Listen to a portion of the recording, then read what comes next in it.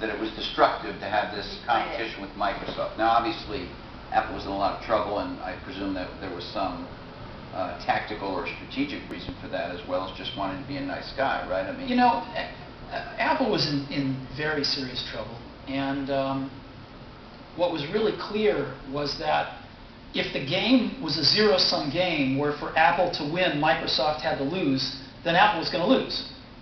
But a lot of people's heads were still in that place. Why was that from your perspective? Well, a lot of people's heads were in that place at Apple, and even in the customer base, because Apple had invented a lot of this stuff, and Microsoft was being successful, and Apple wasn't, and there was jealousy and this and that. There was just a lot of reasons for it that don't matter.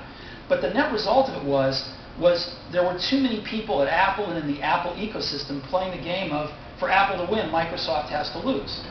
And it was clear that you didn't have to play that game, because Apple wasn't going to beat Microsoft. Apple didn't have to beat Microsoft. Apple had to remember who Apple was, because they'd forgotten who Apple was.